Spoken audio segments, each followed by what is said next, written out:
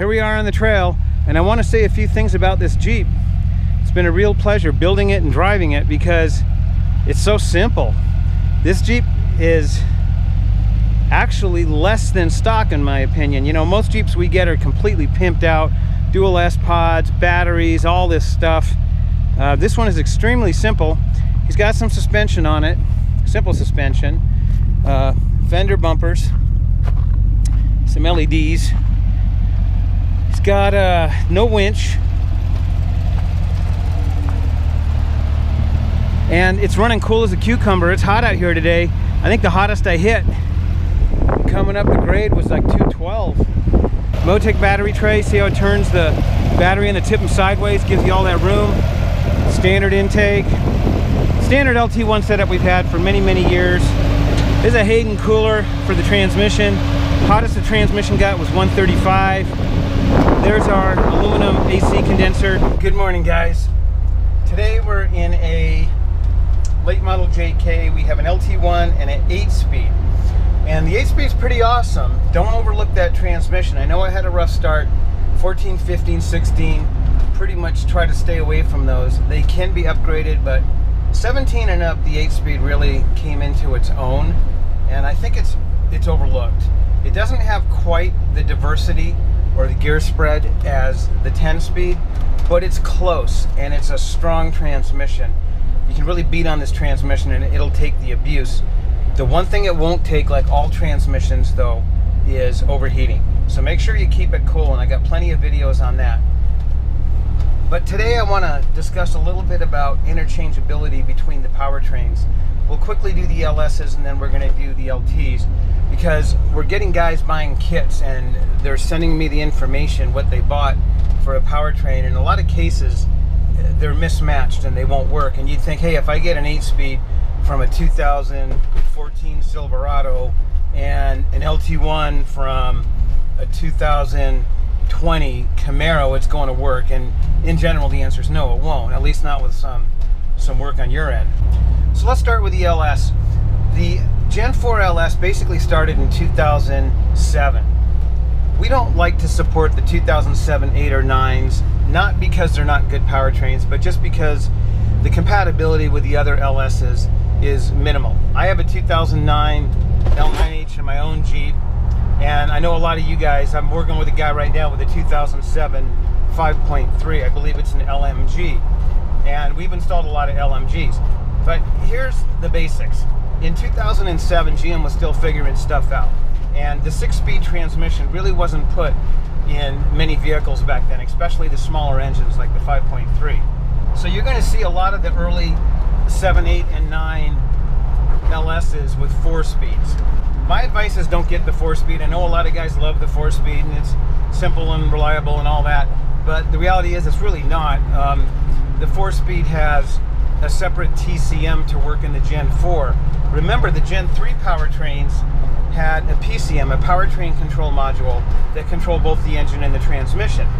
And all those wires going to the solenoids and the internal mode switch, park neutral switch, power grounds, CAN, had to be run between the engine compartment and the transmission.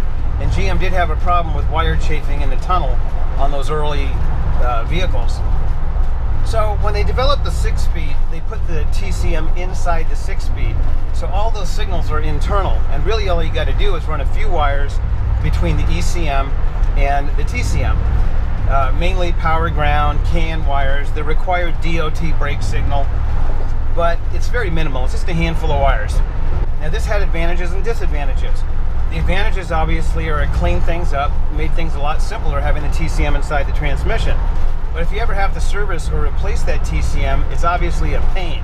Also, if you want to program it, I can't just tell you to send it to me because you got to pull the valve body out to get it out. So the 6-speed, in my opinion, is an excellent transmission. Other than the serviceability of the TCM, you really can't go wrong with it. But I will give you this caveat, just like I'm going to give you the caveat on the LT transmissions or the high gear transmissions. Stick with what you got. If you have a 2007 and 8 L92, let's say, and you get a 6-speed, you get a 2007 or 8 L92 6-speed transmission. The early 6 speeds were very specific and bespoke to their powertrains. You can't just take a 10 6L80 and throw it in there. Now there is one kind of oddball transmission I'll talk about here in a second. But for the most part, if you're going to run a 7 or 8 operating system, run a 7 or 8 transmission. Now I don't recommend you do that. I recommend you upgrade your engine to the 10 and up operating system. 7 and 8 operating systems were very similar. 9 was all by itself, and 10 and above were pretty much all the same. You want to run the 10 and above. GM made a lot of improvements to the transmissions, to the operating systems, and everything else. First, let's talk about the interchangeability of the transmissions from my experience. If you got a 7 or 8 transmission, you got to run a 7 or 8 operating system. There's hardware differences in the transmission as well as software that limit it from being used in the later model operating systems. Now, the one wild card here is the 2009 TCM. I've got a 2009 TCM in my 2009 JK, and while I won't say it's 100% as good as the 10 and up, it's pretty darn good. The 7-8 transmissions tended to have some shifting quality issues, and they pretty much took care of that by 9, but really by 10 it was resolved. So if you do have an early operating system and you want to stay with it for whatever reason, a lot of times you can put a 2009 TCM in and it will bridge the gap between the early and the late transmission. Now, I'm not saying to do that. I'm just saying we have done it successfully to get guys out of a bind. The best thing to do is to upgrade your engine to a 10 and up.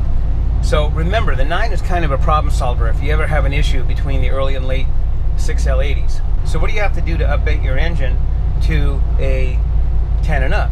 Not very difficult, especially with the 9, because the 9, the hardware is pretty much identical. Most of the earlier 7 and 8 engines didn't have flex fuel, so they had different injectors. They had the smaller injectors, and it's an advantage going to the flex fuel injector because it's a larger injector and it can flow more. Most 7 and 8 engines had the small oil pressure sensor. It was about the size of a dime, right there behind the intake. And GM found out that that sensor was susceptible to leak. So in 2009, they changed it to the larger sensor, which is about the size of a quarter. And those sensors tend not to leak. Same 3 wires, works exactly the same way, but you do have to change the connector.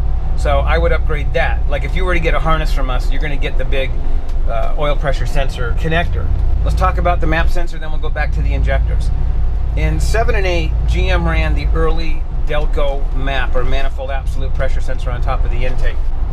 I don't know if it was a good sensor or a bad sensor, but they didn't stick with it very long on the Gen 4. You can tell if you have the Delco map sensor because it has a similar connector to the crank sensor. In 2009, they upgraded to the Bosch style map sensor. It's smaller and it has a more squarish rectangular connector on it, and they pretty much stuck with that through the rest of the LS evolution. Now, you can't interchange the Delco and the Bosch map sensor because they're scaled differently and your engine won't run right. So I would recommend putting the Bosch map sensor, well, I would recommend upgrading to the 10 operating system and putting the Bosch map sensor, the larger flex fuel injectors, and the oil pressure sensor on your earlier engine. And that'll essentially bring it up to a 2010 and up, so that you can run a 238 ECM, which is what everybody runs now. It's pretty much the standard. It has all the bugs out of it. It's easier to tune. So that's what I would do if I owned an early LS engine. As far as the injectors go, they're taller, so you have a couple of options. You can buy the injectors and a kit that mounts them into the early intake, because the earlier non-flex fuel injectors are shorter. So basically what they do is they give you spacers to space the fuel rail up to accommodate the taller injectors, and it works just fine.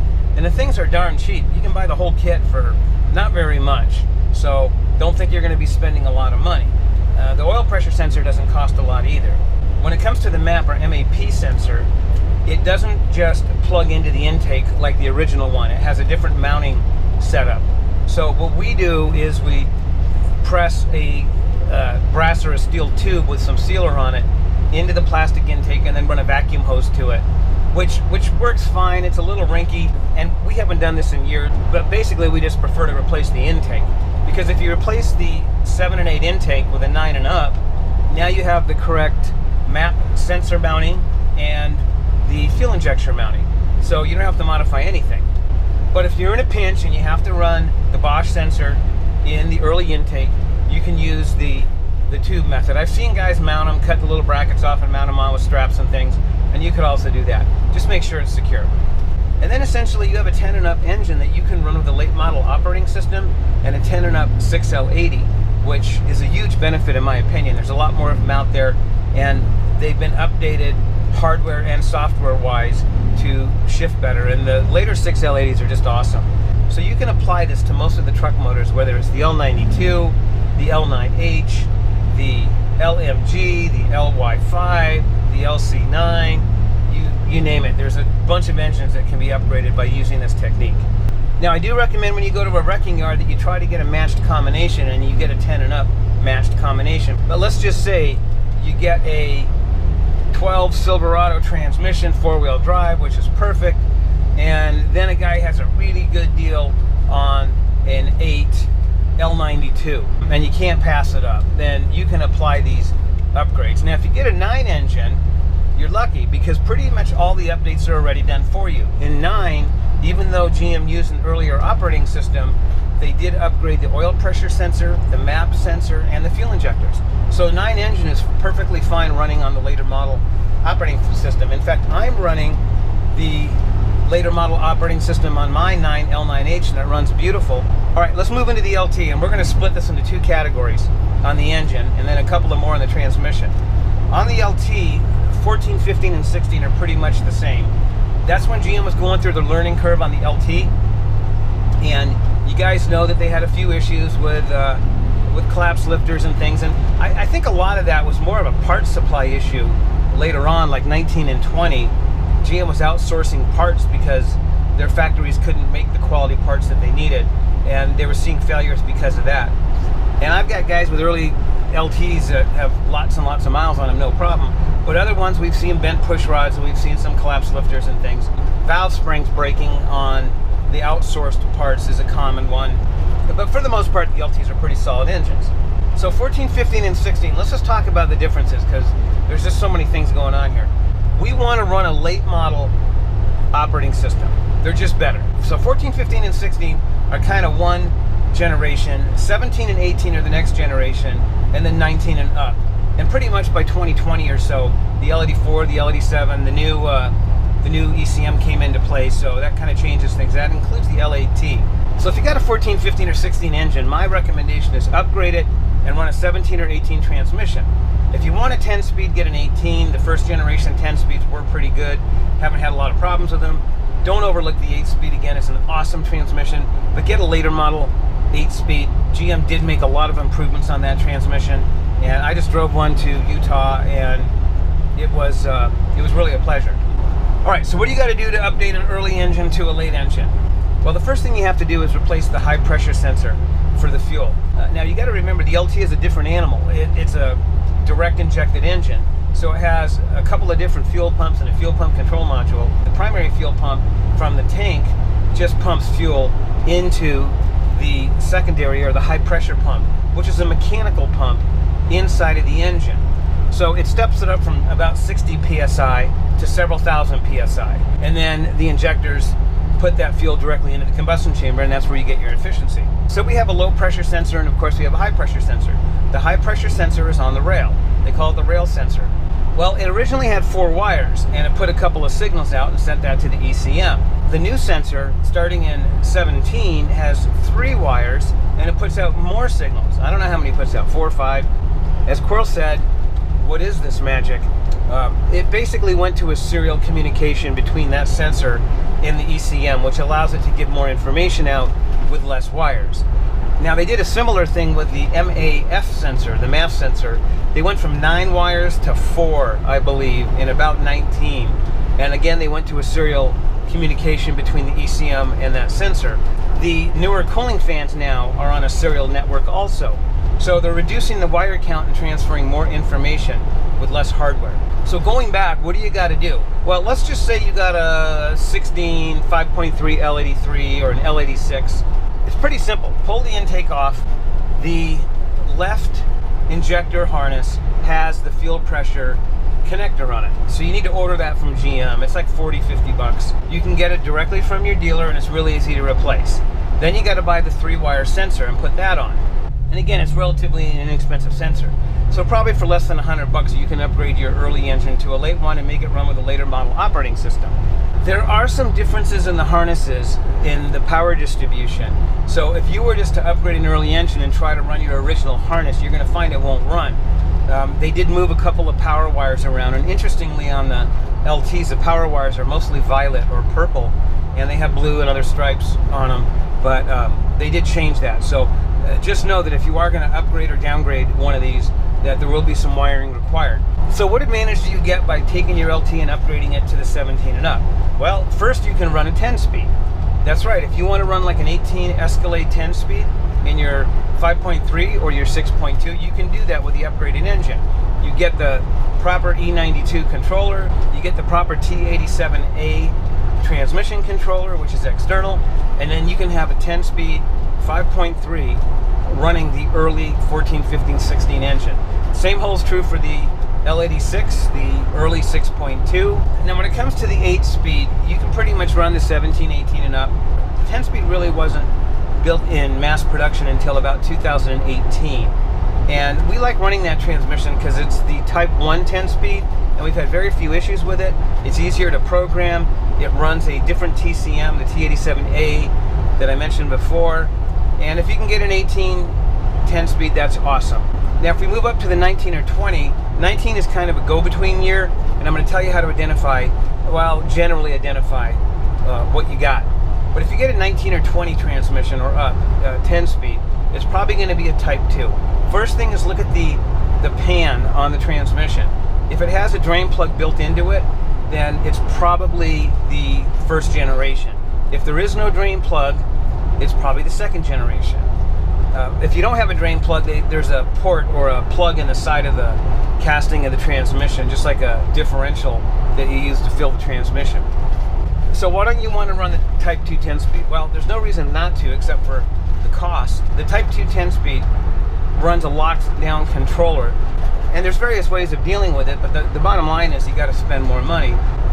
Have I noticed a big difference between the late model and the early model? You know, I keep going back and forth. I drive an early model and go, wow, this is great. And then I drive a late model and I go, wow, this is great. And it's kind of at the point where when I get into one, I don't know what it is, and then I try to guess and I can't. So I would say they perform really similar. If you are doing a kit, my advice always is to get matched components. Try to get everything out of the same vehicle and try to get a later model vehicle in your generation of engine. So if it's an LT, get a 17 or newer. If it's a LS, get a 10 or newer. And if you get anything past like 19, give us a call, because in 19 GM got really intense about locking down the bootloaders and security and all that, and that's one of the reasons we've shied away from the L8T. The L8T is a great motor, but remember they ran it with a 6-speed and the newer lockdown controllers, and there wasn't just a whole lot of advantage over the LT1. Now we are going to support the L8T, and we're coming up with a combination that makes sense, because most of you guys want the 8 or the 10-speed. Now one final thought, I get guys calling me. In fact, I just had a guy call me from down south, and he bought an LS 5.3 and he bought a 6L80, and he had no clue what it was. I asked him where'd he buy it from, and he said he got it from a third party or just some private guy who got it from GM or somebody else. He wasn't really sure of the sourcing of this engine or transmission. So he ended up having to send me pictures so he could identify what he has. Now, if you buy an engine from a salvage yard, they're going to have to document what it is. They're going to have to give you a salvage certificate or a copy of a title or something, which will give you a VIN number, and we can identify everything off of that. On the transmissions, and this doesn't hold true 100%, but there's a big white tag on production transmissions and even the GM performance transmissions in some cases. And the first large number usually indicates the year of manufacture. So if you look at a 6L80 and it has an 8 or a 9 on it as that first digit, that usually tells you it's a 2008 or 9 production year transmission. If you look at an LT or a 10-speed, let's say, and it has an 8 on it, that's probably a 2018. Now that doesn't hold true all the time. I've seen some that have zeros like 2020 and they're really 19s. So get the part number of the transmission. A lot of time it's on that tag, and Google it and see what it is. But again, if you source everything from the same year vehicle and you get a later generation vehicle, that's going to be your highest chance of success with your conversion. All right, this video is getting long. We'll gonna hit the mountain and we'll see you soon.